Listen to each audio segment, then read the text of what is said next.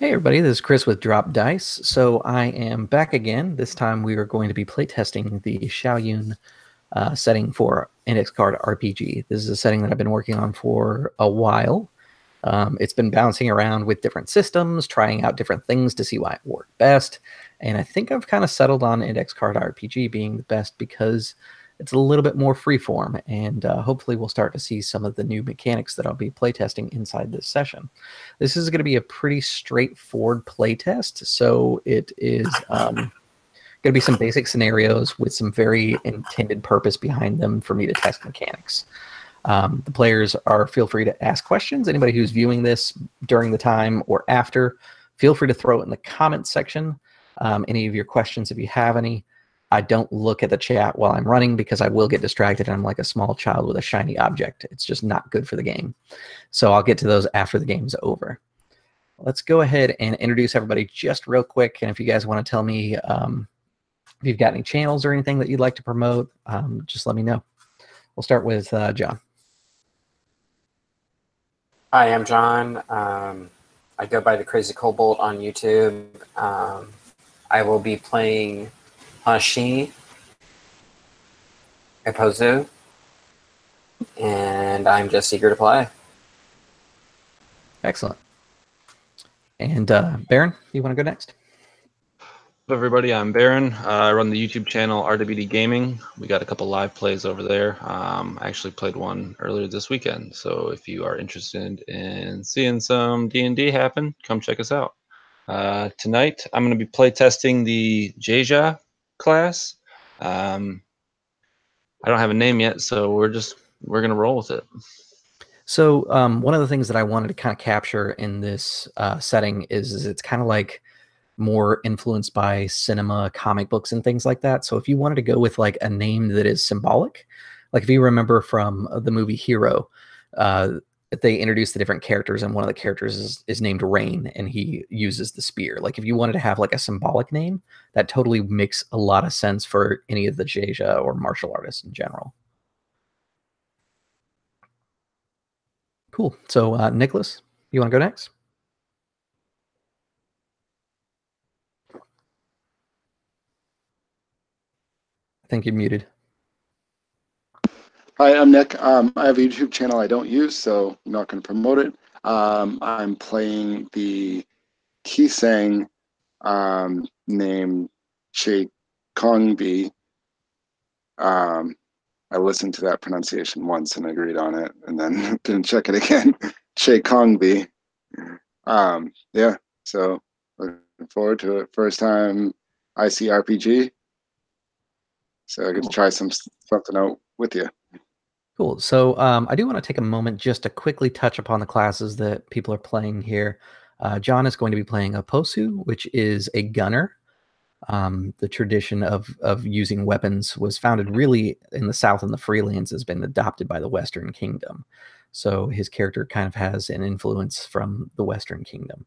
This is kind of reminiscent of like Three Kingdom period. Korea is kind of where the setting kind of takes most of its inspiration. And then the Kasang is actually a slave class person, but she is a socialite. She's a courtesan and an entertainer and a master of secrets and manipulation. So hopefully we're going to see a little bit of that tonight as well. And then the Jeja is the disciple of martial arts, which I need to add more to its description now that I'm looking at it. I just have its translation here. But the Jeja is kind of my flexible, can be any sort of martial artist that really fits that idea of like Crouching Tiger, Hidden Dragon, or any of the cinematic type movies. Or if you want more of like Korean influence, you could look at stuff like The Promise or The Warrior, which are both excellent movies. A little bit older though, now that I'm thinking about it.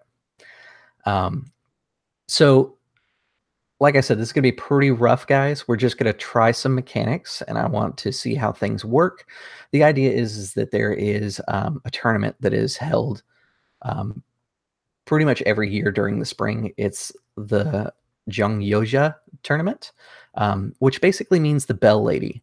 As the camera opens up, you can see this 200-foot tall statue of a woman that has her hands cupped like this, and there's a bell that floats above their hands. You know that this bell has been held in place by ancient magic from the time of the Sorcerer Kings when Shaoyun was united. But for whatever reason, a lot of the magic that the Sorcerer Kings used has failed over time, but the Jong Yeoja remains steady. And part of what they do during the spring is late spring, right before it crests into summer, they hold this tournament. A large crimson banner is attached underneath her hands to this hook that drapes about 150 feet down. Once the banner hits the ground, there is a crest that shows the 3 symbols of Shaoyun emblazoned on there in gold to show that this is a tournament meant in good faith between the 3 kingdoms. There's different representatives from all over the world that are here, mostly from Shaoyun, but there are some people that are from the foreign lands that are here to observe traditions and things like that, because the Western Kingdom has recently opened its gates to allow foreigners to come in and visit. So they're here as ambassadors to the Western Kingdom. You'll notice that the person running the tournament is a Soga who goes by Quiet Storm. I'm coming across a little choppy. Let me see if this fixes it, because sometimes my thing gets a little weird. Is that any better? Okay, cool. Yeah, sometimes this pop filter, if it gets too close to the mic, it gets weird. So there's a Soga named Quiet Storm that is basically organizing this tournament. And he's been going around getting the fighters ready for everything that is going on. And he comes to all of you looking to see if you are ready. Who thinks that they would be entering in the actual martial arts tournament? I assume the Jeja will. That way we can test the mechanics. But does anybody else have intention to enter the tournament? Oh, I should clarify. The tournament is a free-form, like Royal Rumble kind of tournament for this session. So there'll be a couple different people inside the field, inside the tournament grounds. All at once, or is it like one-on-one fights? Yeah, you know that tradition is that fighters will pair off and they'll fight whoever they kind of come to challenge in the ring one-on-one, but there's lots of martial artists in the tournament. It's both a test of your condition and training, but also endurance. So it is not uncommon, especially for the people of the Northern Road style, to gather together and fight in groups. So you know to be a little bit cautious of them. The Northern Road school is, to put it politely, underhanded at times.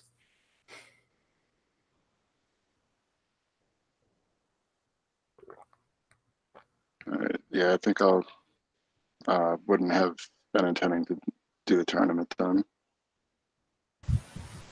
I doubt if shooting someone would be very pleasant in this arena. So shooting and guns inside the martial arts tournaments hasn't quite been banned yet. Guns are still fairly new.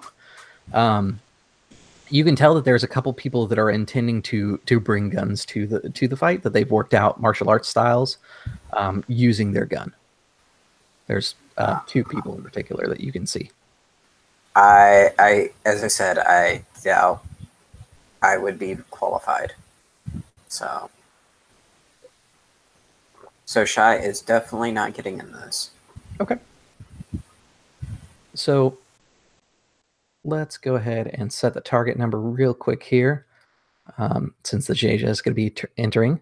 The target number is going to be 12 inside here. And basically how this works, since I know you guys are all fairly new to ICRPG, you're going to roll an attempt, which can be based upon any of your stats, depending on how you describe what you are doing. Some of the things are more obvious, like if you're doing a strike with a sword, that's probably strength. If you're lifting something up, that's probably strength. But some things are a little less obvious, like if you are attempting to intimidate someone, that might be considered an intelligence attack, things like that. So everything is based upon the idea of attack and damage in ICRPG, and we'll get more into that as we go through. But they call the damage effort, and you've probably seen that language come up in the book. All right, cool.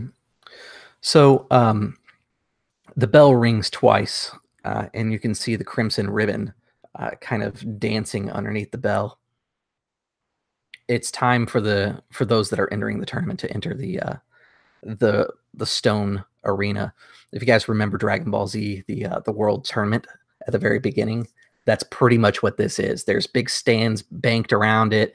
They get built and tear down every year, but the stone arena and the Bell Woman herself are the only permanent structures inside this area. Walking on these stones, especially for a Jeja like yourself, this is hallowed ground. There have been many champions that got their start on this ground that have trained in the off season during the rain on these stones, and you can feel the history.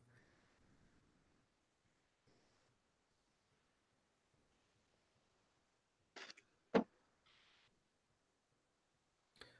few moments later, the bell rings once more, and you know that it is time for the tournament to start. So how ICRPG does initiative is we just go in a circle, and I will start with John because he's furthest over on my side,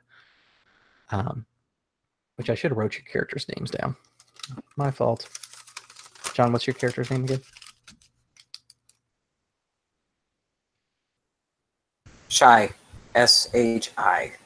Okay. Nick is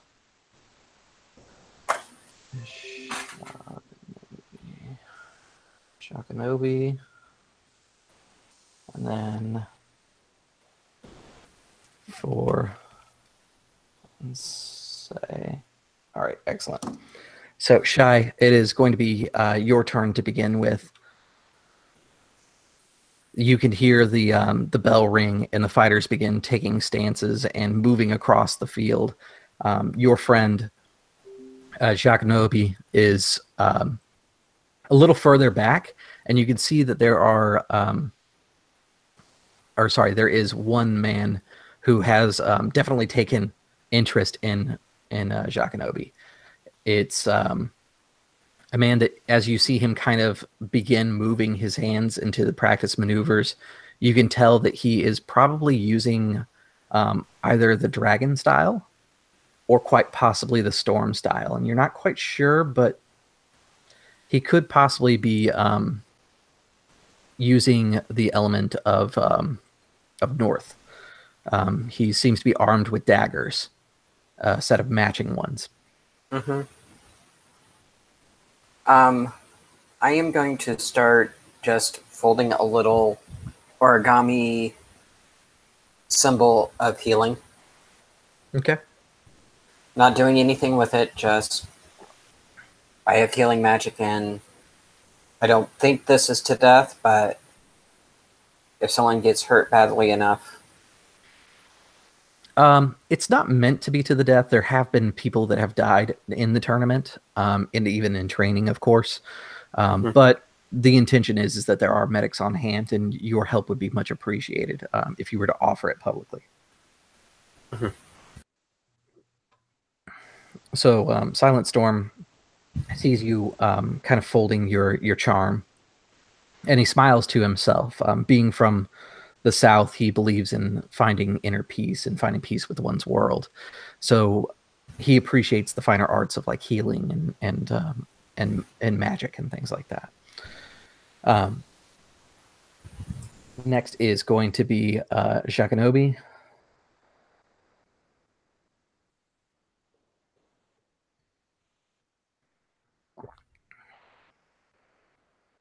I think you're muted again.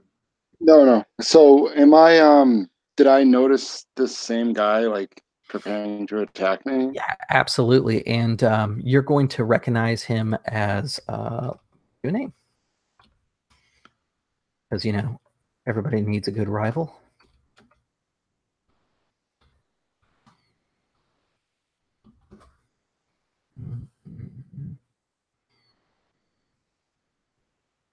Sorry, normally I have name generators up already. You're going to recognize him as Ansung Ki. And you know for a fact, because you've been rivals with him for a while, that he is a practitioner of Northern Dragon style. Okay. So this guy's like attacking me in the stands, or? No, he's getting ready to go into stance. He's doing that classic Chinese cinema thing where he's like waving You're his right, arms and no, getting like, into it. so my question is like, I had said I wasn't going to do the tournament, so I'm just like, is this guy Oh, just I'm attacking sorry. me? I mean, if you're like prepared, like I'll do the tournament. Is one way or the other is fine. I at least wanted whoever was doing the Jeja to enter the tournament. Am I getting the wrong class for Shaganobi? Yes, Okay, I'm the sorry. Kisang. Then it's Sei who's the Jeja, right? Yeah, Correct. Perfect. Never mind. Sei, you know who it is. And he is looking at you. That's On Sung Ki.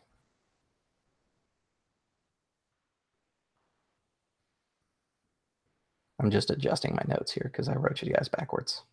And you was Northern Dragon. Yes, Northern Dragon. Okay.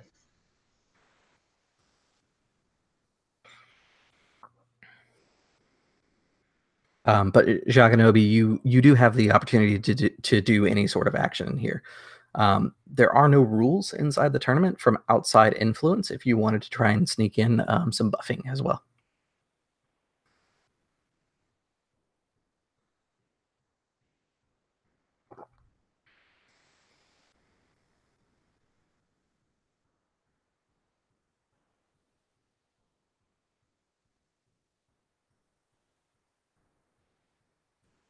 If you responded, we didn't get it.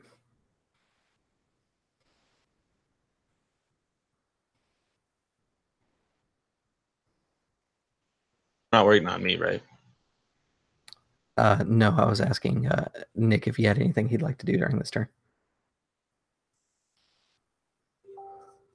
is there anything going on in the stands like nearby that I could watch, or I might be like looking for, I guess, like dignitaries of a different Yeah, absolutely. government or something. Yeah, so part of the reason that you've come here is you're trying to secure a trade agreement with Master Kwan Jung.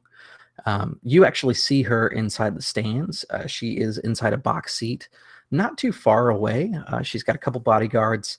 You'd have to travel through the crowd. It'd be considered like a near movement, just to kind of give you an idea. Okay. And I think the crowd itself is more of an obstacle, just because everybody is being very social. It's like a crowded sports event. So what I'd like you to do, if you'd like to move over there, is tell me how you'd like to go through the crowd, and we'll give you an attempt. If you want some ideas, I can give you some. Oh man, should I be super flashy right away, or should I say that we had the cloud walking shoes? So Yeah, I you can think do that. I think what I'm gonna do is just kind of hop over everybody, like I kind of think like the cloud walking like shoes will completely obliterate the obstacle that I put in front of you. yes. So So I think yeah, what I'm gonna do is like yeah. lightly So like just hop along a couple people's shoulders and make my way over. yeah, you take a little running start, and it's almost like you glide through the air.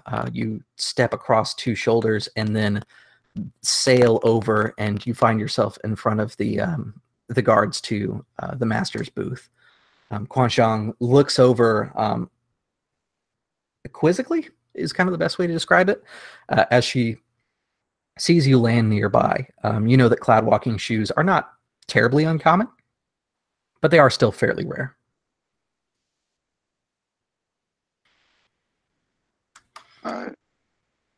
Yeah, and then I'd say like as graciously as I could, like my lady, I understand. I know the tournament will be good entertainment, but I chose not to waste much time in meeting with you to work on our or I don't know, to like I want to start like diplomacy work with her basically. Yeah. So you exchange some pleasantries. I think you will have to basically get past your guards. So give me a charisma attempt. So it's a d20 plus your charisma. Alright. And this is kind of like you establishing that you're the right person to talk to, and who you are, that sort of thing. Okay. And with my charisma bonus, I have a 12. Excellent. So a 12 does meet the current target number. Go ahead and give me an effort roll, which I believe you have the item that lets you roll magic for effort. Is that right? Always roll magic in social situations. Yep. Yeah, that was your starter roll. The Yep. jeweled item. So your magic is going to be that D8. Okay. With my effort bonus, I get 3 altogether. Excellent. So the guards, pretty much, you have to establish your identity. There's not any hit points or anything that you have to get past. Basically, you have to get a 1 to defeat the situation, essentially. Okay. So the guards will look to you and see your credentials. You're definitely wearing the jeweled item of a Kasang. You have the appropriate attire to show what your profession is. And the guards glance quickly over to the master, who, after a few seconds of kind of looking you over, nods. And as you enter, you're going to notice that there is another woman inside the booth that you will recognize. Her name is Unbo Ra, which is Unbo Ra is another Kasang who is from the Western Kingdom, and it doesn't take too much intuiting to figure out that she is here for basically the same premise, that she's looking to secure trade rights. Okay. So I flash her a very stern rival face, I guess. Okay. And then we will go to Say. Say you see your rival across from you. He's doing the kind of wide arm movements and crouching lower into the dragon stance as we speak. But you are able to move before him. He's probably not stretched out, but you found the opportunity to open up on him. He is near from you, if you would like to use that from information. So Say, I picture like almost like Krillin, but mixed with Tien, so I'm not short. Mm-hmm. And I'm very simply garbed. I have a short bow. I don't know how to pronounce it in Korean. That's okay. You can use the English words. I won't. It's fine. That's why I include them. That's fine. Okay. So I have a short bow in my right hand, and my left hand rests quiver at my waist. He's kind of like doing these wide arm motions. I have a deep vendetta against this person for whatever reason, yet to be revealed. So while he's still kind of warming up, I don't hesitate to initiate attacks. Or is that no? Short bow's close, I believe. Short bow's close, and short bow's range is near, so it would be fine. Okay. So I'd like to fire at him. Okay. And so for that, I'm just rolling a d20 and adding my dex, correct? Yes, just like you would for like Dungeons and Dragons. Same basic idea. All right. Well, I rolled a 21. All right. So with a 21, you do exceed the target number. And you did it quite a bit, so feel free to get a little cool with your description here.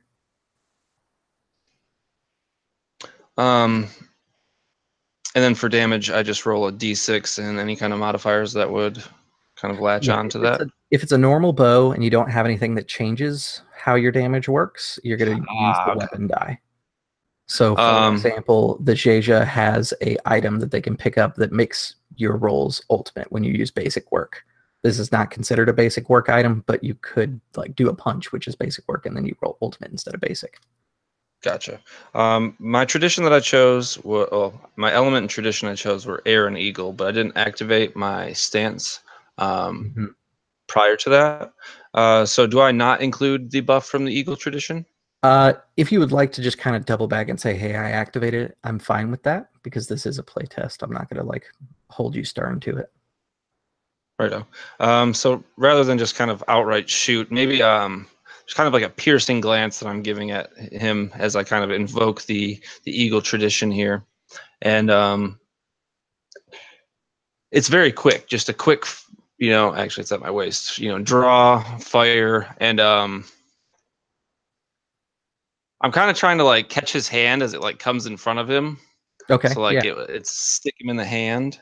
Yeah, definitely. So Right. your arrow sails across, and it strikes in his hand in between the second and third digit, kind of splitting open his hand right in the palm. So total, I would do a 3 effort. 3 effort. Or Okay. 5 effort, rather. 5 effort. Okay, good. I was going to say, did you add your dex? So with 5 effort, to give you an idea of how this game works, everything has hearts. Hearts are worth 10 hit points, essentially. So he's got like half a heart left. Okay. And do you have to move before you attack, or can you attack then move? No, Is you that can just move kind after of? if you want.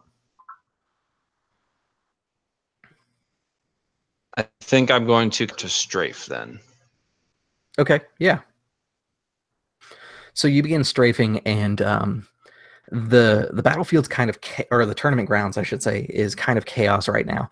You begin moving towards the side of your opponent, and another fighter comes running past you, crisscrossing and kind of intersecting with your path. You see other fighters standing off and getting into fights, and moments later, a ring of fire erupts around 2 fighters that have separated themselves. It's a spell that you've seen before, and it's used to isolate fighters so that there's no opportunity for anyone else to interfere, or for them to interfere with anybody else. Some of the more proud traditions, like the Eastern School, utilize this tactic a lot, especially in mass combat, like wars and things like that. Your rival finishes taking his stance, and as he brings his hands in, he grabs the arrow and breaks off the point and pulls the other one off. He has now entered his own stance, which, like I said, was the dragon style. And he picks up the dagger that he dropped, which I'm going to say takes up his movement because you did shoot him in the hand, and that makes the most sense. And he is going to... I think he's going to attempt to throw a dagger at you. So I'm going to say that this is a hard shot because you're pretty far from him. And that is a miss for him. So the dagger comes sailing towards you, and because you're strafing, you know the exact moment to pivot and shift out of the direction. You can hear the hum of the air as the dagger flies past you, and you can see the little tassels that he's attached to the handle dance past your vision. He kind of doubles down in his stance and gets lower with his 1 foot forward, and he takes the second knife and tosses it over to his right hand and rotates it backwards. He is definitely going to look for an opportunity to move in on you. Okay. And that's going to be his turn. So it's your turn.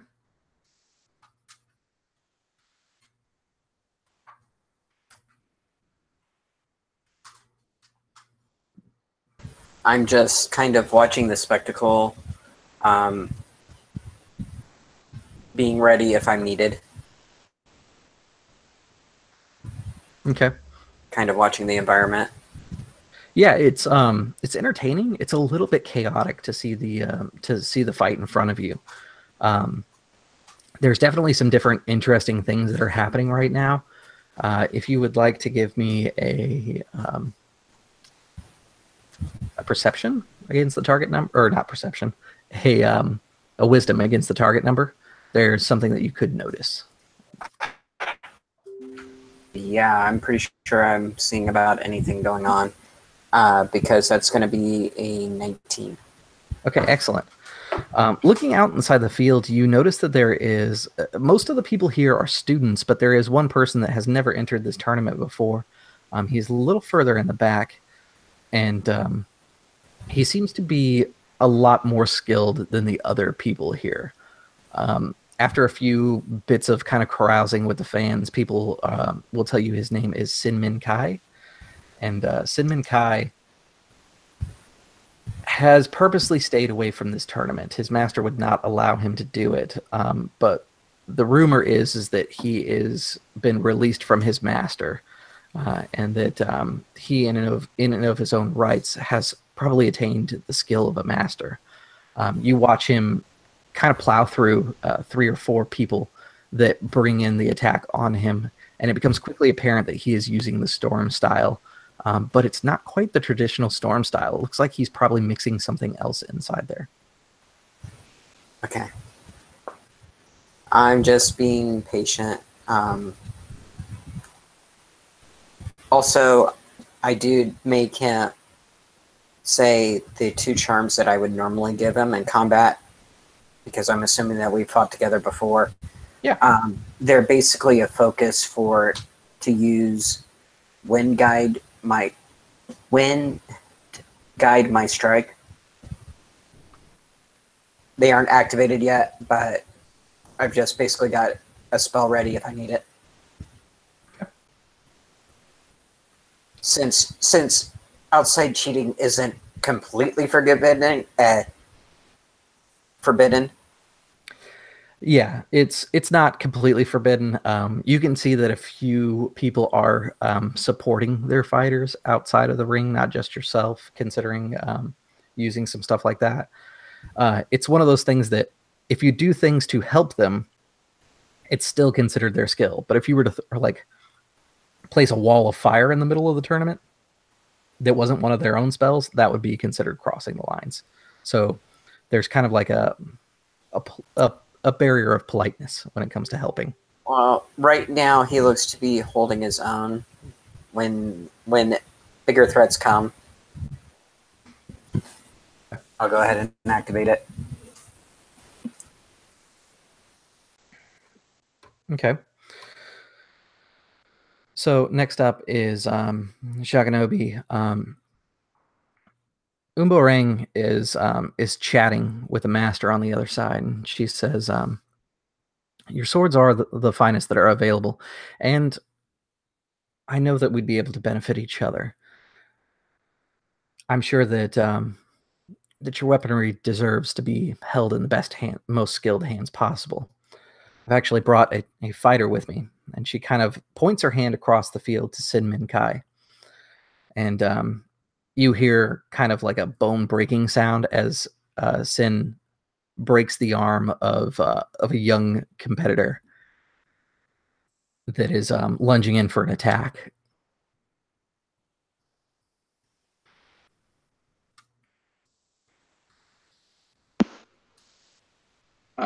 And that fighter is in the employ of the other Kisang or of Yes. Unbora? Okay. That's who she brought to represent her interests in the tournament. Okay. Just as you would have brought, like, Say to represent your interests in the tournament. Yeah, right. All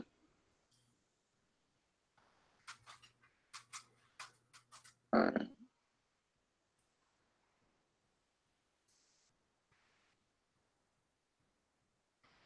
So I guess, I mean, I wouldn't want to interrupt it. I'd say something along the lines of, "Oh, like we have a warrior of our own," and I'd point out, Say, and like kind of try to guide her attention to his little skirmish over there, and kind of just keep an eye on this Sin Borai guy. Yeah, and she pats a seat next to her to welcome you to sit with her and the other Kasang.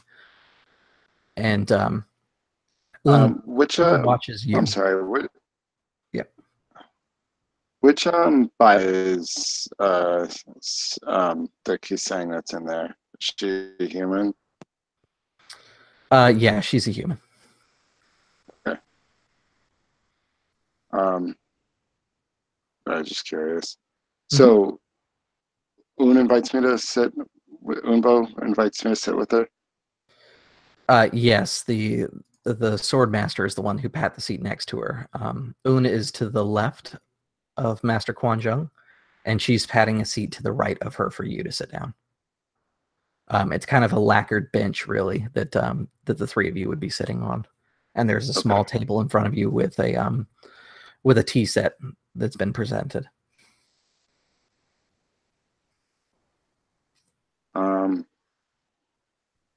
All right, yeah, I guess I'd go sit with Un, where she's patted, and ask if I might play a song while we watch the fight. Yeah, Un's face twitches very slightly because you thought of something that she hadn't thought of to try and curry favor, but she quickly regains her composure as Master Kwan Jung nods her head and she says, "Yes, that would be very welcome. Thank you." And you can see her eyes kind of dart between the fighters as she's watching the tournament.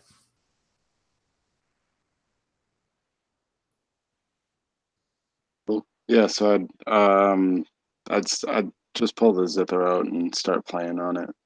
Okay. Nothing like no song or anything in particular, just like kind of tuning it. Okay. Yeah. What I'd like to do is go ahead and set the social combat. I was originally going to kind of separate these scenes, but this is cool. We can run them at the same time. Okay. So the way to do social combat is we basically both state our goals in about 1 to 2 sentences, and then we make a roll, I forgot I changed this. We're going to state our goals, and then I will rate how strong your argument is, basically 1 to 6, and then there will be a roll against the target number using charisma.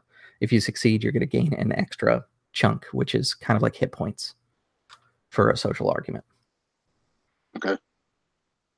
So you both start with 1, which I'm going to mark on my end here. We each start with 1 chunk? Yep. Okay. And then Un will say that what she's trying to do is she wants to get the swords to be exclusively for the Western Kingdom, that the Bangwang Union is rallying an army and needs swords of a trustworthy source. And there's none greater as far as trust and respect than Master Kwan Jung.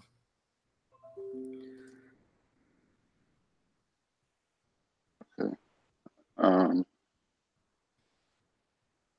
This is probably pretty straightforward. I'd assume you're probably just going to take the opposite point, which is your kingdom needs the swords and they don't. Right. Yeah. I was going to say, this is not a very complicated situation. I kind of set it up this way just so that we can kind of see how things go. So what we're going to do is each roll against the target number. She is harder to convince, so I'm going to say it's a hard roll. Okay. So Un makes her argument just to kind of set the tone. She begins saying some things, and she quickly gets kind of shushed by the master, who's listening to you tune the zither. Go ahead and make your roll. Basically, she failed. So she's only going to have 1 chunk. Okay. All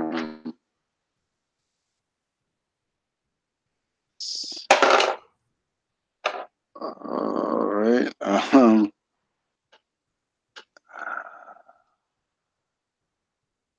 Yeah, I mean, I'm like way below. I rolled a 1, so I don't think there's any chance of me. So it looks like you anywhere will have with 1 that. chunk as well. Yeah. I'm actually going to upgrade you both to 2 chunks just so we can see this mechanic a little bit more fluid. I kind of expected both of you to pass. My bad. No, it's. I mean, I had a +4 to the roll, so. Yeah. I was gonna say she's got a +3 and she got a 5, so that tells you how good she did. So right.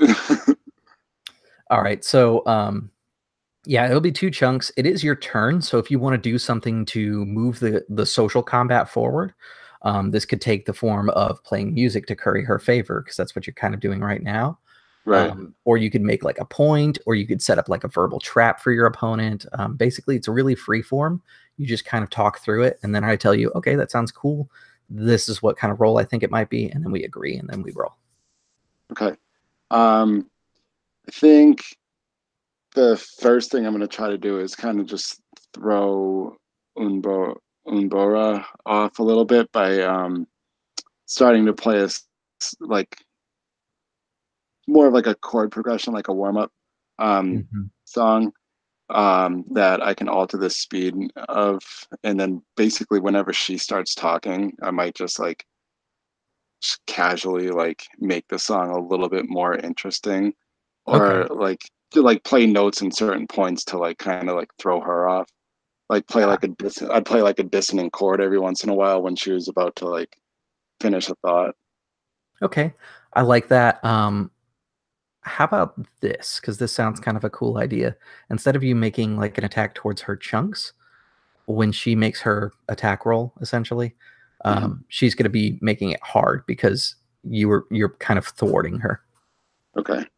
Does that sound like a good way for you to get what you're looking for? Yeah. Okay, cool. Yeah, perfect. She kind of gets dismissed by the master, and the scene changes, and we see for a brief moment through the dust being brought up that Sei is there finishing up his strafing maneuver, reaching for the next arrow. And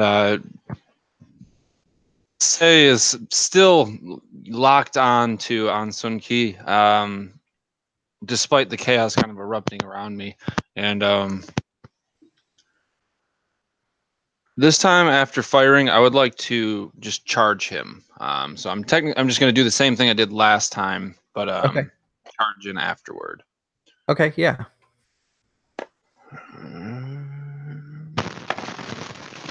All right. Not sitting so high that time. I only rolled a 10, so I did not succeed. Okay. Yeah, your arrow sails past you, close distance on your rival, who has been anticipating this, and you can see him tighten his grip. The leather strains underneath as he brings his knife to bear on you. I'm going to start with his attack. All right, cool. So he got a 20, which is considered a critical, so he gets to roll ultimate in addition to his weapon. So that is 9 points of damage. Okay. Before we go any further, I do have a question regarding one of my milestones. I probably should have asked this earlier. What is considered a physical attack? Is that just anything that's non-magical? Is that basic and weapon? Yep. Okay. I took breathing techniques, so going forward, I'll take that into account. So. Okay, cool. So his strike comes in for you, and you steady your breathing as the strike comes in, which is actually going to take off, if I remember right, 2 points of damage. Is that right? No. Breathing technique just lets me roll ultimate for all my physical attacks. Oh, okay. Yes. Take that into account in the future, because that does make a pretty huge difference. Yeah, yeah. And then Unbo Rang, she will kind of begin to talk to the master, and she says, your swords are renowned through the region, and it would be a waste to see them in the hands of an inferior opponent. I suggest that since Jakanobi has brought her own champion, that I have my champion challenge hers next. Of course, once he is done with his current matchup. And she raises her hand and does a signal to Sin Min Kai, who nods and once he sees it. This is a hard roll for her. And she failed. So I'm going to say that Sin Min Kai did not get the message, so he's not going to nod. And it seems that the master is being polite, but is slightly annoyed with Un's kind of prattling over the music and the entertainment that she's enjoying. And then Cinnamon Kai will continue to fight his challengers, and the chaos in the tournament continues. There is a caster who is here that is using some earth magic, and you can see the stones of the tournament being lifted and moved and manipulated to show off that style of merging magic with martial arts. The camera flashes over to She. You've seen that Sei has taken quite a bit of damage. Sei is real close to losing a heart. How close is he to me, or my side of the arena? Because I moved, I pretty much came down towards the front because I was going to be ready for medic. I don't want to foil your ability, so how far is your ability? Because that's where he is. Well, what I'm going to use is healing fumes. Okay. So, I believe that's a near. Let's take a look. It really doesn't say much on it, to be honest. Okay. That's an air spell, if I remember right. Yeah. No, it's wisdom. Oh, okay. It's wisdom power, so let's see here. Yes, there's no range on this. You can just do it. Okay. I'm going to hold out the origami that I've got, and it just sort of turns into smoke, and I'll try to heal him. Okay. So this is a hard check, but it would heal not just him, but all of your allies. Yeah. But right now, as far as I know, he's the only one who's injured. Yes. So the target number you're looking for is a 15 on this roll. Okay.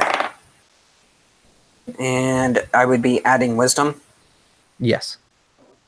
That is a 15 on the nose. Perfect. So the smoke kind of drifts, and even Jacanobi can smell the reminiscence of almost like a chapel, or sorry, a temple incense that is burned or just freshly ignited. It's comforting, but it doesn't do anything for you. However, for Sei, it's going to do some stuff for you. It's going to, let's see here, give me a magic effort, which is your D8. That's for She, D8. That will be a total of 10 if I add my effect modifier. Do you have something that tells you to add your effect modifier? Nothing directly, but I thought that was the whole point of taking magic effect. No, when you use magic effect, you get a larger die. So you won't be adding your wisdom to it unless you had something that told you to add your wisdom. I'm not adding my wisdom. I have a 4. I have a 4 magic effect. Oh, yes, absolutely then. Okay, cool. So that's total of 10. Okay, excellent. I believe that's going to take Sei pretty much back to full, so that's great.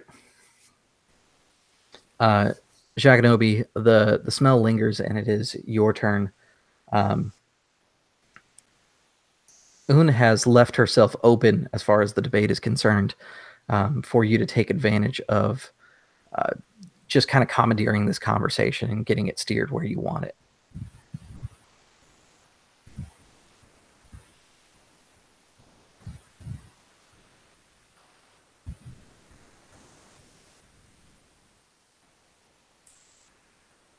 I think your mute's on.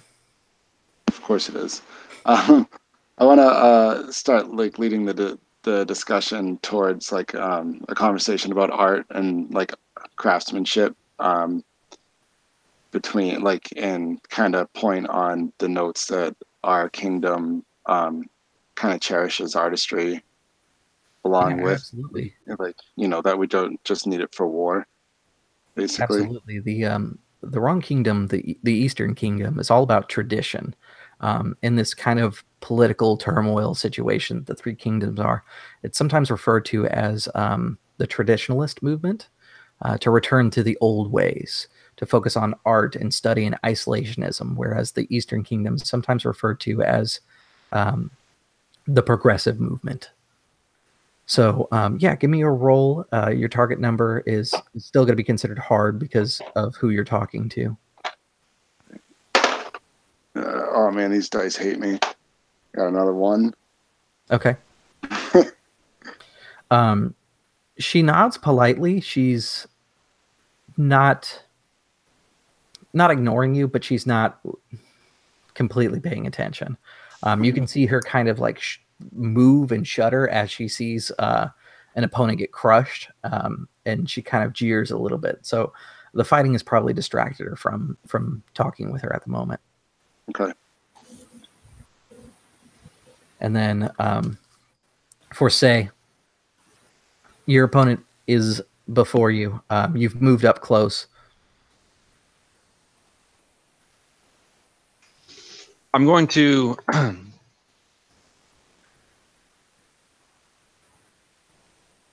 take a knife from the left side of my belt here. So I kind of have like bow off in my right hand right now. I'm just going to try and make a stab action with this guy to this guy. Do I need to put my bow completely away, or is that something that's left ambiguous? I think it's fine for you to do that. Okay. As far as like the system's concerned, even if you just whacked him with your bow, that would still be acceptable. All right. Well, then I'm actually going to do that. Okay, cool. I'm just going to skip the knife route. Yeah, I've closed in the distance, and I'm going to pull like just a side swipe across, head neck level here. Okay. And then I will roll ultimate for that's just for effort, correct? Yes. Perfect. All right, we're sitting a little bit better with this one. I got a 15 modified. Okay, 15 is able to hit. All right, so yeah, I'm trying to smack this guy in the head. Mm-hmm. All right. We're looking at a total of 12 damage. Or effort, rather. Okay. He is standing but pretty hurt. As you go in and you hit, he puts his arm up to kind of block the blow, but because you're using the bow, what ends up happening is the curve of the bow actually assists you. It pushes his arm out of the way, and the limb of the bow still ends up catching the side of his face. There's like this small cut that shows, but he's going to activate his dragon ability, which is Wisdom in the Scales. Once per turn when he is damaged by an enemy, he needs to meet or beat the target number with a strength roll to counterattack. He is unable to. So as you hit him, he uses his momentum to turn and try and strike at you with this kind of wide arcing knife strike where it goes all the way around his body. He's telegraphed his movements too well for you. And it's very easy for you to evade at the last minute. But he's left himself open for your next strike, it seems. Okay, so I have the black belt Dobak, where I deal 2 damage on a miss. Is that my miss or is that his miss? His miss. Okay. Would that apply now to a counterattack, or is that? I'm sorry. Hold on a sec. That is your miss. Okay. All right. That's all I wanted to know. Yeah. So maybe like his wide, swing. I'm inside his reach, so like I'm able to catch the blow. Definitely, and you can see that the momentum of the fight has shifted now. It seems that Say has this under control. One more strong blow would be enough to defeat this challenger. Okay, I'm going to go ahead and activate my little charm I gave him for Wind of the Guiding Strike, my Guiding Strike. That will, if I'm successful on casting it, give him my magic effect for 1d4 rounds. Absolutely. I understand it right? Yep. And that is going to be a 14. That'll succeed. So give me a d4, and then I'll set my timer over here. 3. All right. So that'll last for 3 rounds. The timer will move forward on your turn. If you want to set a d4 to a 3, that's what I do. Okay. And with that, sort of the wrappings of his bow start to glow a little. Okay, yeah. So say you feel the energy in your bow, and you know what's been activated because you've been in this experience, you've experienced this before. Jacanobi, it is your turn. It seems that the master is mostly occupied with the fight because both you and Un were not able to capture her attention.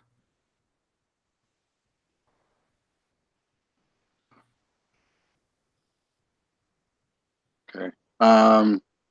Is it possible for me to like attack her chunks at all by like communing directly with her, or is this more like because of the goals? Is this more geared towards gaining the master's approval? No, because there's 3 people involved. I think you can address anyone in the conversation, and as long as we like narratively progress the story forward, that would be like rolling your attempt on or rolling your attempt and then effort ultimately. Okay, so I'm kind of gonna try to get under her skin a bit, I think, and make a comment about how her like her fighter, her representative seems to just be doing whatever he wants on the battlefield and not really working together with her. Yeah. So So kind of pointing on the fact that the progressive soldiers might be a little bit undisciplined. right, yeah. All right, so that is a charisma roll, right? So that'll Yes. be 12. All right. So a 12 unfortunately does not meet the 15 that we need right now. Okay.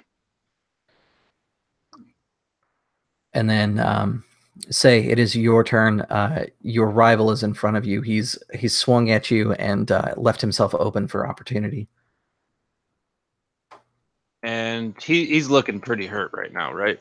Yeah, you can tell one solid strike, and this opponent will be down.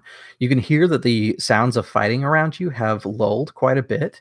It seems like most of the fighters are it's thinning out the crowd now.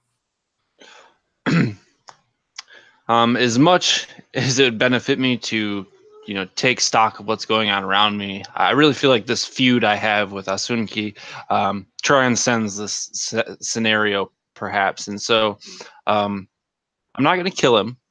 I'm not going to like obliterate this guy, but I'm going to knock him out or do my best to do so. Yeah. Probably with a basic attack rather than a weapon attack. Like I'm just going to punch him in the face. Like look him in the eye and like, this is over. And then I think you're skilled enough that no matter what kind of thing you use, you won't kill him because you're purposely pulling your punch a little bit. Right. Okay. As long as you get like 3 points of damage or more. And so like for this particular attack, I would be using strength as well for my modifier. All right. Don't even need it. We got a 17 on the die. Good. For a total of, does 6 effort do it? Yeah, it does. So what does your strike look like that you knock him to the ground? I feel like I caught his wide swing, in my under my left arm here and brought him close. I looked at him, it's over. And with that, like maybe just punched him in the face almost. Just raw strike just to the nose or something, just to knock him out. And he topples backwards and hits the dirt. You're able to kind of catch your bearings. There's only a few fighters left, but there is one that definitely is kind of the more prominent fighter here. You don't recognize him. You do recognize, however, his style. He's using a Western storm style, but there's something off about it. You were trained enough to know that he's definitely mixing styles, but you're not sure exactly what his secondary style is just yet. Okay. So yeah, I would probably just end with making that realization. Okay. So next is going to be Cinnamon Kai, who will actually first I'm going to have Unbo Reng go. She is irritated, and instead of engaging in the conversation, she will make it to where Cinnamon Kai has to fight Shay. So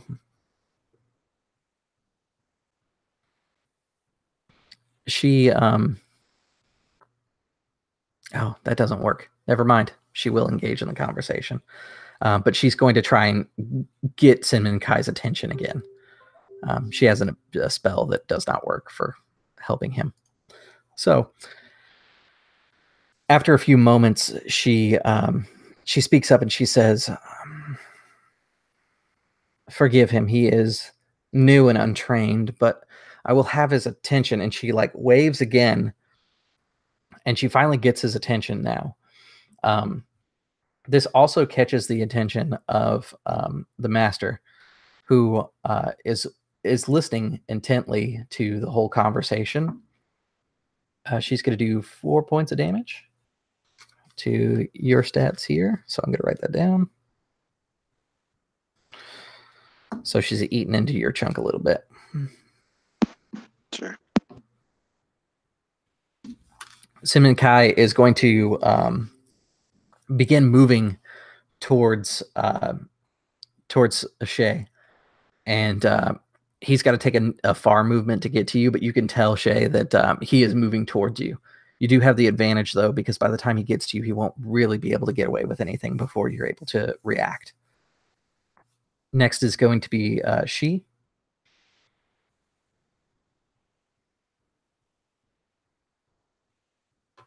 I'm just going to mainly be maintaining my spell, and I'm going to also go ahead and make another charm for the healing spell if needed. Yeah. Assuming he doesn't get knocked out in one shot. Yeah, so I imagine that that She is holding the hand right in front, practiced mantras being uttered underneath the breath, and the other hand is is it his or her side? It's a his, right? Yes, it is male. Okay, cool. And his other hand at his side, one-handed folding the origami into the shape that it needs to be. All right, cool. And then next is going to be Shakanobi. The fight is thinning out to the more experienced fighters now. The master is able to pay a little bit better attention now because it's less chaotic down there. So we're going to say that all the rolls are 12 now instead of 15. But Master Kwan Jung is elated by the fighters, and she sees that Sin Min Kai is moving towards Shay, and is excited to see the combat unfold. Okay. And all right, so I guess I'd kind of like peek over towards the fight and make a note of what's going on and say out loud, "Oh, this shall be interesting." And I will start playing the song of General To Shi Wu to grant all my enemies' next attempts a -3 to their rolls. Okay, yeah. So that's going to include the fighter and Unbora. Or is that how that's worded? Yeah, it's gonna be anybody that you deem as an enemy. So technically inside this conversation, if the master is to engage with you and she rolls against the target number, she could be considered an enemy as well if you wanted to make it harder for her to affect your argument. Yeah, I mean, I suppose if her argument's if she'd affect my argument negatively, then I'd want to mark her as it's hard to say without me telling you what she's going to say next. Right. It's a normal conversation. You don't know what's going to happen next. So I mean, you can claim her as an enemy, or you can just be like, let's let it ride and see what happens with her. Okay, yeah, I think I'll just leave it for Unboran and the fighter, Sin Min Kai, for now. Cool. Yeah. So go ahead and roll against the target number. All right. I get bonus from my spell book. Oh, this isn't a spell. Never mind. But a 19 on the die, so good. It does count as a spell, but that's cool. So yeah. Oh, it does. Okay, so Yeah. then I got 20. Cool. So a 23 is definitely going to beat a 12. So tell me a little bit about the Song of General Shiwu. What is kind of the moral of the story here that is hampering the enemies? Because everyone in the crowd is actually hearing it. It's a Zyther. It's pretty high pitched, and the crowd is almost silent enough to where the words are lingering in the air. So I'm going to say it's actually a pretty well-known song of a battle between my kingdom and Unboran's kingdom, where we were at a seeming disadvantage, where all the odds seemed stacked against us, but the general in that battle managed to turn the tide and almost completely rout. Okay, yeah, I like that.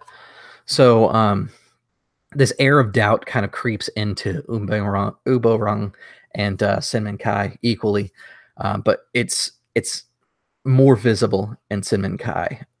Un has a little bit more training in being a courtier and knows how to hold her face very well during the situation to not give away that she is flustered. Shay, Sinmin Kai has closed in on you, and he is a mountain of a man, standing at 6'6" and 300 pounds. He moves with a speed that is unnatural for a man of his size.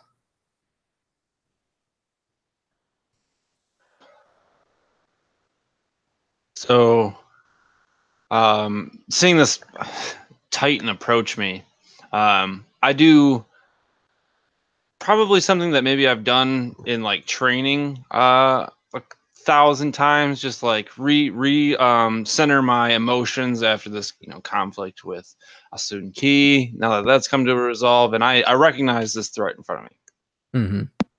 The bow is not going to work here, so I kind of let that fall to the side, and I had a spear as well. My 3 weapons were spear, short bow, and knife, if that makes any difference. Okay, but cool. Remind me again, what is your 2 strongs? My 2 strongs? Yeah, you have tiger and no, I have. Right? Oh, for my fighting style, no. I think I'm. Well, what your strongs are, because if I remember right, you have the snake style, which gives you. I have tiger. The eagle style. Okay, you have eagle. Okay. I think I'm strong against crane and I'm weak against crane. Nope, I got it right here. It's backwards. Oh, okay. You're strong against crane, weak against tiger. All right, perfect.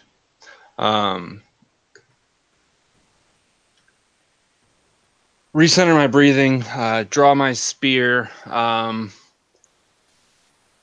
maybe flashback to when my mentor is like, if this person's bigger than you, you have to even the playing field, to which, I draw my spear, and this guy is just kind of like gonna manhandle me. Now that he's close, you can see his hands and the way he stands. You've realized what it is that's off about his storm style. He's mixing in tiger, which makes him brutal. You've heard of this style before. It's called Storm Breaks Mountain. It's a very rare and uncommon style. It's a merging of tiger and storm. So maybe with this coming to light, that's where I start to focus my breathing and etc. Just because it's like the one thing that he shouldn't have mixed with to be better against me. So I'm going to try and maybe like go for like a trip or something in the form of a weapon attack. Yeah. All right. And this is going to be hard for me, correct? Because he is my weakness. Yeah. I rolled a 12, so I missed, I believe. If I'm looking for a 15, I think. Because 15 is now the number you need to get. Yeah. So And I don't think it's that you like miss, because this guy is just like a hulking monster. Maybe he catches it. Like, yeah, you swing your bow to like get him, and he steps into between the string and the actual bow itself as it comes to where his legs are. Yeah, so he just grabs a hold of it, and I'm kind of left there looking up at this guy. Yeah, and I think to like really narrate what's happening, luckily he happens to be after you. I'm gonna have him attempt to disarm you. Like after he stepped into the bow, he's gonna like kick back his leg so that he can rip the bow out of your hands. Yeah, that's definitely gonna hit. And let's do some damage here. Did you subtract 3 for the song? On that? Yes, I did. Basically, he's getting a +3 for his fighting style, and then you're subtracting 3, so he just gets the die rolls now. Okay. All right, cool. So he is going to do 2 points of damage as the bow like rips out of your hands. You get a little bit of a burn mark inside your hands from the grip. Excuse me. And it scatters to like near opposite of him, to kind of give you an idea of where your bow has scattered off to. To me, it's lost. Yeah. I have a wall between it and I. Yeah, and that's definitely his intention. You can see this wicked smile kind of curl up on his lips. He's readying himself to go into the next attack, and he kind of crouches low, but his arms are out wide. This is the stance that he takes normally. Now that his arms are out wide, you can see that he uses closed fists. He looks like he's very open to attack.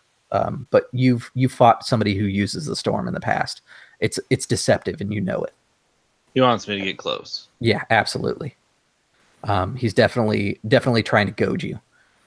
I think just given the directionality of the strikes that are happening, I'm obviously already looking up to him, but I'm already a little bit lower as he lowers himself, so that we kind of maintain that, and there's kind of like, you know, a tension there as we don't speak. Yeah, and Umbo Rang speaks up, and she says, there, now we'll see whose fighter is truly the best. And the way she delivers the line, it just is read poorly by the master, who turns around and says something to her and says, of course, let's make this interesting. And she pulls out a call or a dagger. It's finely crafted, and she sets it on the table.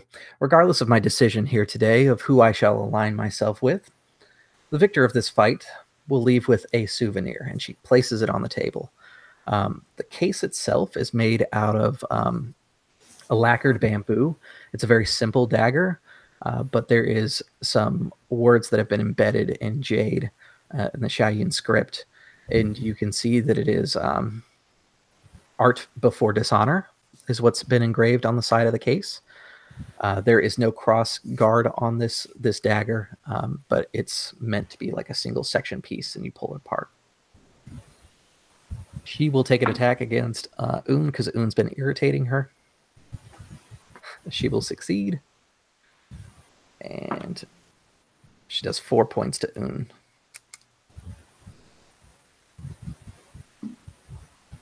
Okay, it is your turn.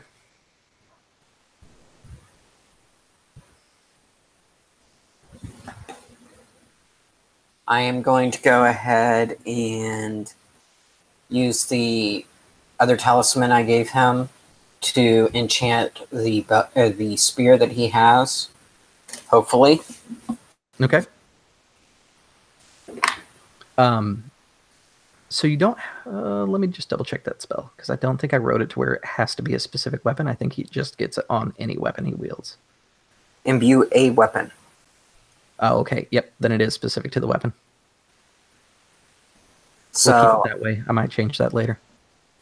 Yeah. That's at least the way I interpret it. Yeah, let's keep it that way for now. But the good news is I managed to I believe, because that is a 13. All right, so 13 is successful. And another 3. So you have it for 3 rounds. I'll set the timer on my end here. I am also going to, because I forgot to do it during my turn, I'm rolling a timer for the scene. This is a unknown threat. We'll just leave it at that. That is a 4, just to give everybody an idea of what's going on there. So I've got all my timer dice out here. All right. So next up is Jaganobi.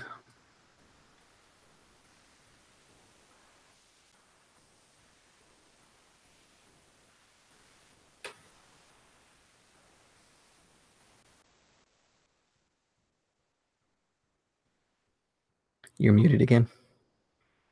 I just want to clarify the last scene was with Un was she again irritated the master. And then the master gave her some searing words, and basically made it a challenge. Right. All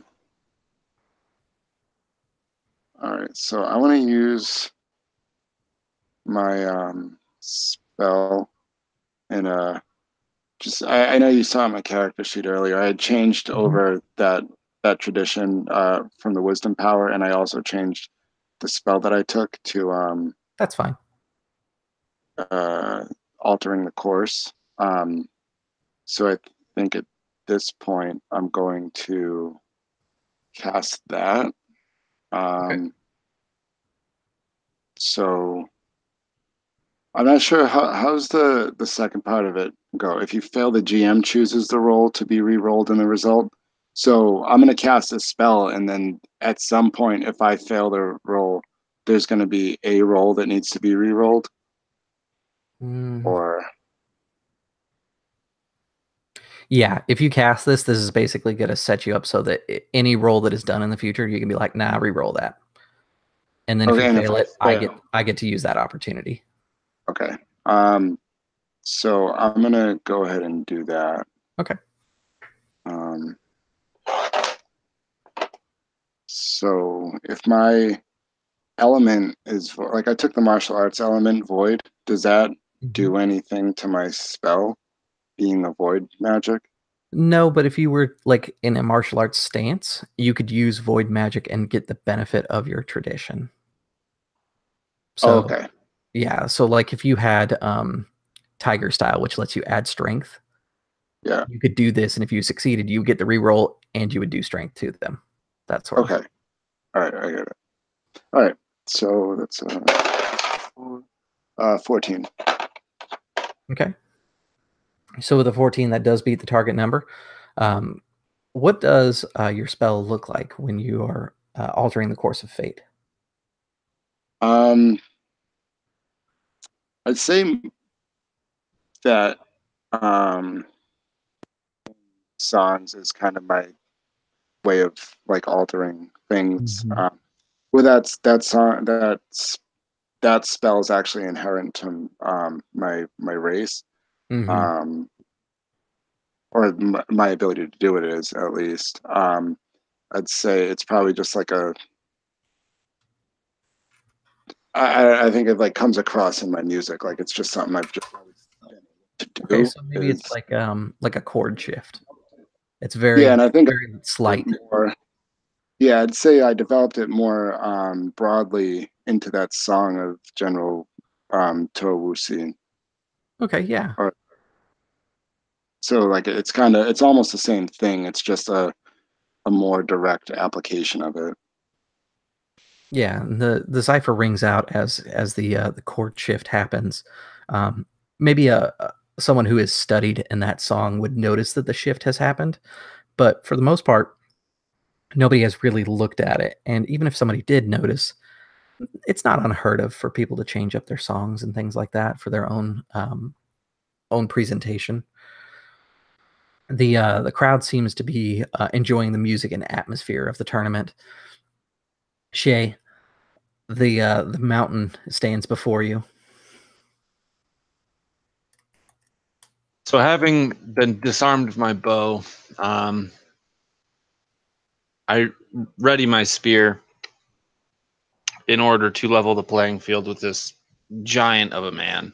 Nice. And I'm actually going to try. Does moving provoke attacks of opportunity if you're adjacent to people? No. Okay. Well, then rather than just, I'm standing right in front of this guy as he kind of gets wide, I'm going to like dive low to his right, my left, and just swing for a trip. Hopefully pulling one of his legs farther out in this wide, low wide stance to kind of put him off balance.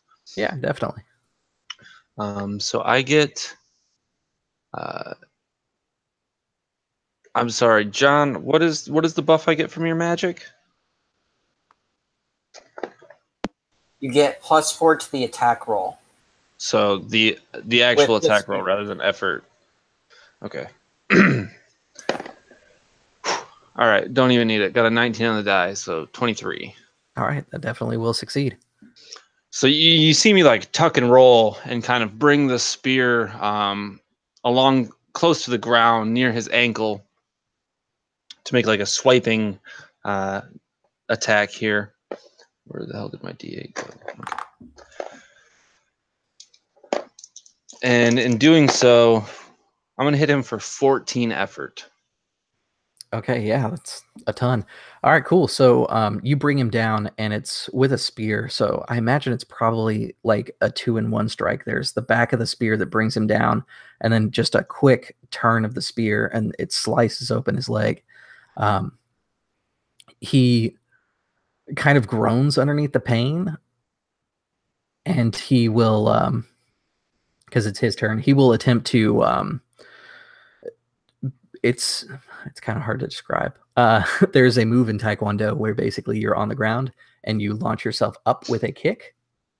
That's the move that he is going for. And he will bring his feet to bear on you, but he's doing it a little bit differently to utilize his tiger strikes. He's actually utilizing his knees coming towards you. And that will be a hit. And he will do 1 point of damage. I'm going to use my spell. You're going to use your ability? Cool. Yeah. I'm going to re-roll his to hit altogether. Okay, cool. Then he will miss you.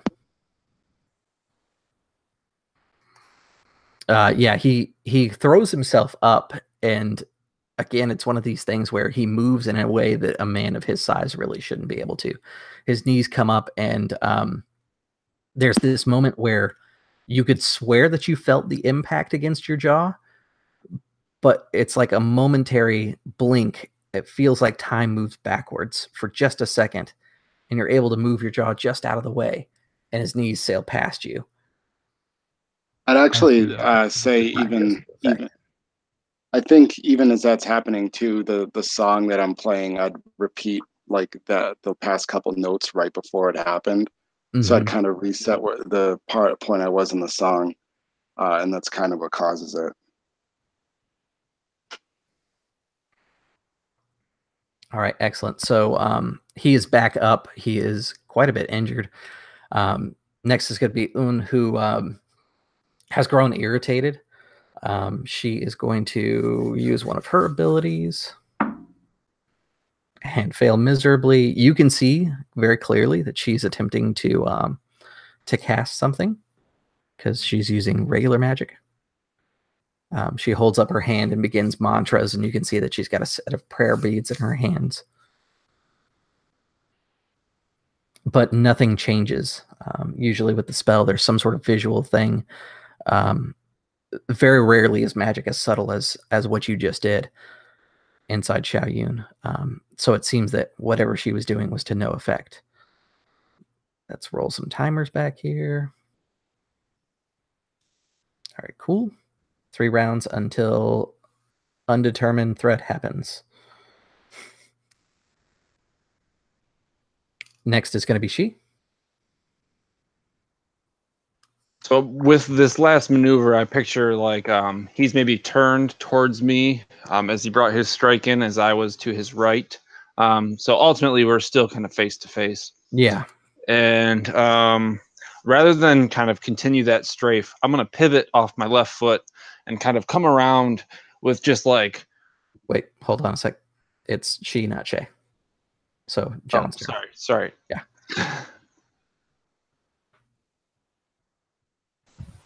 Okay. Do I notice she cast? Yeah, because you are kind of outside monitoring things. You can definitely tell that she's making an attempt to cast. Is she kind of looking my way at all? Since No, I'm near the fight? paying attention to the fight. Yeah, she's paying attention to the fight. Would there be any consequence to attempting to intimidate her? Yeah, it could have an effect. She just tried to cast around my fighter. Yeah, it could definitely have an effect. You could actually basically insert yourself into the argument that's happening right now, and help your friend by doing some damage, by basically throwing an insult towards her. Basically, I give her better learn some more magic type of insult. Okay, so yeah, you're like jeering with the crowd and pointing out what she's doing. Oh yeah. Yeah, because I've tried to be at least a little subtle with mine. Yeah, give me a like a charisma check to kind of turn the crowd. That is a 13. Okay, a 13 does beat the target number. So you're going to do basic effort, unless you have anything that modifies that for a social situation, which I don't think your character does. I have nothing for social. Okay, so just do basic effort. That's your D4. That's a 3. All right. For the third time, a 3 on that die. All right, so Un grows frustrated, and she kind of like pulls back the beads, and she sits more quietly. She's dealt with insult after insult now. You can tell that her composure is breaking. And Jaganobi, it's your turn.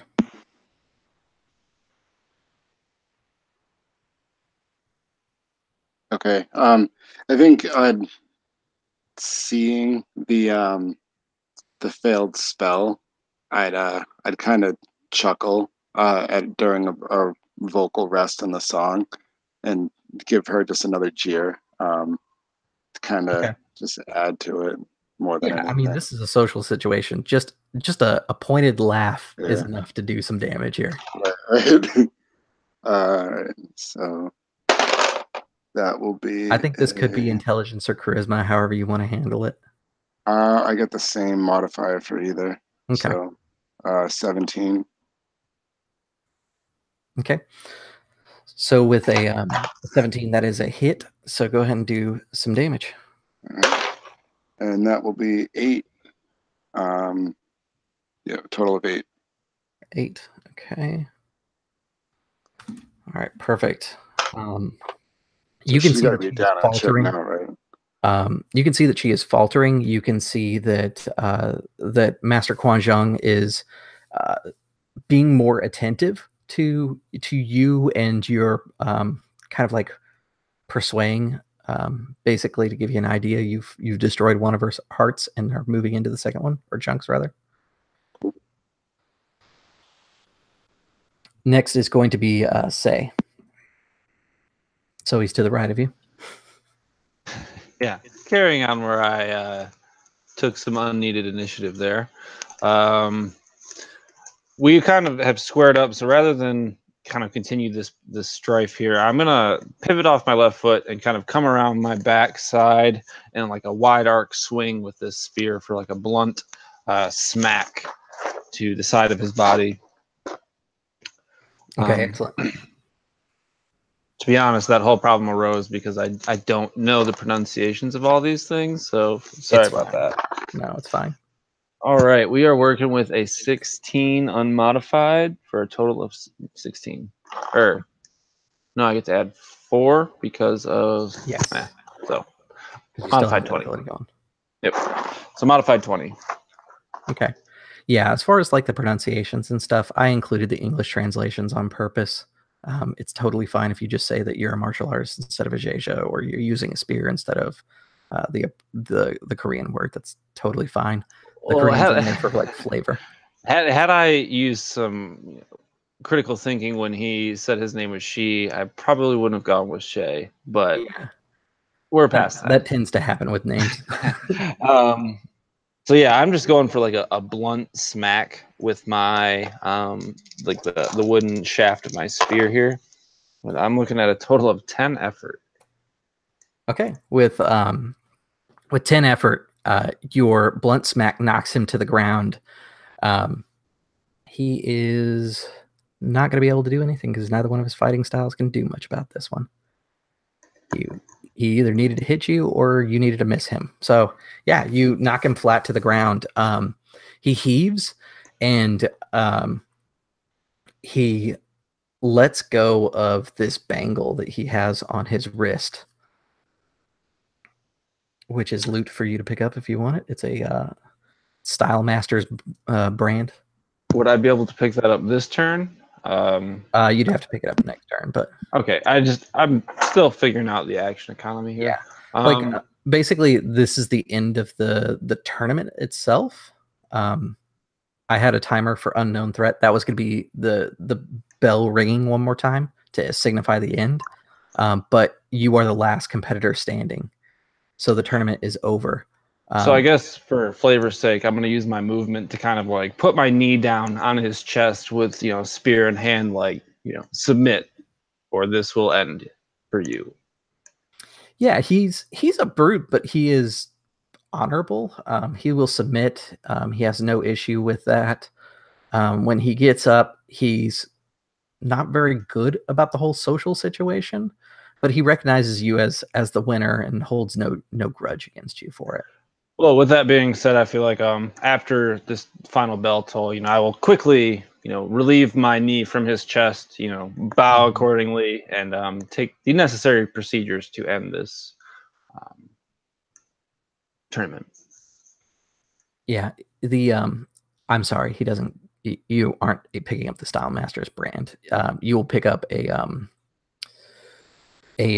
scroll that he has on him that would grant you, once you read it, the Tiger Style, because that makes way more sense. That works for me. So maybe like as I trip him, it kind of loosens itself from his and there's like a moment where at the end of the fight where you're like, maybe I should give this back, and you start to hand it to him, and he holds up his hand like, no, you've earned it. That's where I'll proceed to bow and kind of make my about face to leave the arena. The master stands and claps for a moment.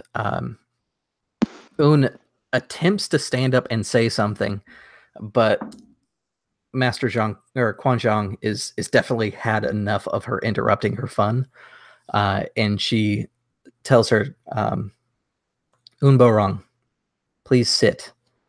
Either enjoy the tournament and applaud our victor, or do not participate. And she's going to do some damage. She's got the ability to help out with that. Okay. Un sits almost defeated. You know that a few pointed words and this conversation is yours, Jaconobi. It is your turn, however, or Paper Fox. I'm going to call you that one instead. That way we don't have any confusion. I think that was that's she's name. Paper Fox. Oh, okay. It translates to Paper Fox. Yeah. Okay. It is Paper Fox's turn. You can tell that the argument is almost over between Un and Jaconobi. The tournament has completed. Both arguments are pretty much over, and the master seems to be more in our favor. I go up to him and ask, "May I please avail myself of your warmed water for our champion. And at that, I fold a little origami cup, and I'm basically asking for a little bit of his water. Of the because master, you said he had yeah, a tea set. Yeah, the master is a female, and yes, she will give you some water. And when you pour water into this folded cup, it does hold the water, and you start to smell tea, even though none's been added. Okay. It's my signature paper. I got the paper making skill. Okay, yeah. And I proceed to say, may I excuse myself now? The master will nod to you, and she says, of course. And then she turns to Jaganobi, and she says, I believe this belongs to you, and she hands you the dagger. Well won. Now, you said something about trade agreements. I'm sorry, I've been not quite the most pleasant host. I know. I get a little wrapped up in these things.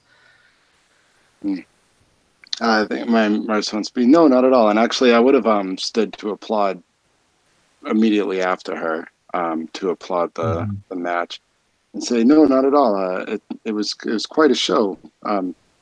Sai, he proved himself well today. Yes, it's the first tournament in, let's see here, 3 years now that we've had a decisive victor. Usually there's at least a few standing. It's quite impressive.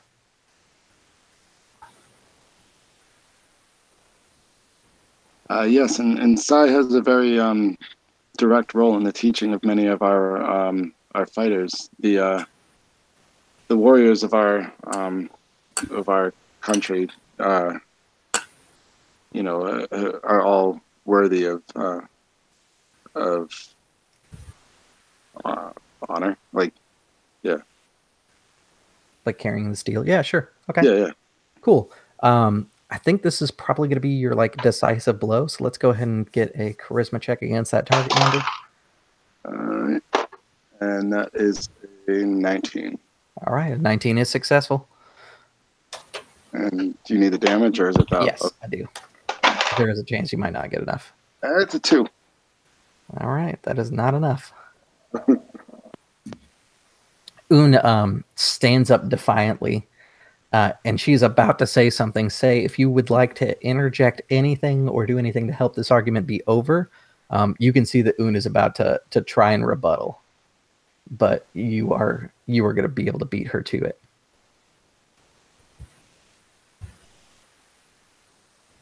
You say me? Yes. I think I would kind of approach and maybe even put my arm around Jacanobi. Not so much directly saying something to her, but more of this victory will bring morale to the troops back home. May they look to me with honor in their hearts and courage in their steel. Though it is a shame, I would have liked to had more of an opportunity to face off with Sinmin Kai. Okay. You can roll against the target number and try and push the conversation forward. Is this just a flat roll or a charisma? Yeah, you can use charisma, because I think what you did was more of a charismatic. Yeah, I'm not really thinking about what I'm saying. I feel like this is a moment in time kind of thing. We're looking at 12 on the dot. All right, cool. So you will be doing basic work because you don't have anything that modifies your social situations. Right. So give me a D4. Okay. All right. Man, 4 on the die. All right, excellent. That is enough to win the argument. Now, looking at the results, you have lost, as in your group, has lost 0 chunks. So this is a total victory. So you're going to get exactly what you wanted. Had you lost less than half of your chunks, it would be a victory with a cost, like a minor consequence, or concession, rather. And then if it was more than half, it'd be a major concession or 2 minors. But this was handled well through direct and indirect intervention from all 3 of you. Master Kwan Jung looks to all 3 of you and she says, your forge will be mine. I will arrive towards the end of summer. if your empire will have me, of course. And she bows very respectfully, mostly to Jacques and Obi, because you've been carrying on the conversation. Of course, we will prepare a feast for your arrival. We look forward to hearing from you and hosting you. Excellent. When the flood season comes, I hope to see you in court. And Say, I would be glad to forge something specific for you. You've impressed me today. And she kind of nods, and she'll take her leave. That is the end of this one. So that is testing my mechanics and stuff. I like where the martial arts went. I'm not sold on my social combat right now. You guys have anything you want to say about this stuff? I know it was pretty cut and dry, but that gives you a quick run of what ICRPG it was a blast. Cool. Yeah, setting wise, you got me hooked. You need someone to play test. Hit me up, because I love Oriental adventures, and I'm not super fluent with Korean cultural aspects. So this has been super interesting and cool for me. I really liked my character that I've put together. So yeah, I'll be doing more play testing and kind of testing through stuff as I go through. I think the martial arts is more or less where I want it to be. I'm going to probably tweak some things and clean up some language, but I'll probably be revisiting social combat just because it didn't quite work the way I wanted it to. Like it did the premise of what I wanted, but not fluid enough. Right. Just from sitting in the tournament, I know I felt like I received some good buffs that really helped me out there. At the same time as kind of setting the stage before my turn. So in that regard, I think your social conflicts were good. But having not participated, I don't know the exact flaws maybe that you're looking at. So just from my perspective, I think my biggest thing is I had you start off with like 1 to 6 chunks depending on your argument, and then you would make a roll to gain a bonus chunk as a player. And I don't know. Maybe I'll make it to where it's like 2 chunks is like the default. Because I guess my question is did you have a lot prepped conversationally, like plot points or things to reference that you wanted to hit on? Well, I had a timer going on my end as to when Un would signal for Shin Minkai to attack you. But that was really the one thing that she was going to do. She was basically going to push it to where her fighter, because she had full faith in her fighter, was going to beat you, and basically make it come down to the fighter, because she was going to try and shortchange the argument. Okay. Well, I guess maybe trying different social interactions might be able to get a clearer perspective on that. Yeah, I think so. I think I'll probably keep it the way it is right now, and then kind of do a couple more socials and see what happens with it. I still like the idea, and I like the compromises thing. I just want to figure out a way to where those compromises can happen more often. So I think what I'll probably do is make it to where it's, instead of rating it 1 to 6, it'll be like 2 to 6. That way there's always a chance for compromise. Right. I think the other thing that would help you test it better was if you weren't running it concurrently with combat, because it seemed to it led itself a lot. Like, I feel like it worked very well running the 2 scenarios together. And you might see its flaws or its benefits better in a completely social encounter. Yeah, my intent was to actually have them as separate things. And basically have the combat start to begin with, and then do like a round 2, and then she signals her fighter to come in, and basically between the rounds, that's when the social combat would happen. But I was like, you know what? I kind of like where this is going. Let's just kind of see. Yeah, I gotta say that, like, for design of like a game or a session, this would have been great. For like a full RP, full descriptor kind of. But yeah, maybe go for a full social interaction kind of game. I'm thinking. Do like where it's just full social, where they show up, in court, and it's just us trying to negotiate with them now that they've showed up at our fort or something. That's just an example of one of. I thought it was good. I had fun. So good.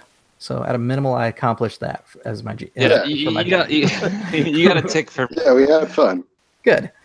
You, so I'll go you ahead and stop. definitely had the feel going. Good. I'll go ahead and stop the broadcast here. And I saw that I did get a viewer, so thanks for tuning in, Fantasy Fan 011. There'll be more index card RPG on the channel if you're interested in that. Stay tuned, and I'll see you at the gaming table.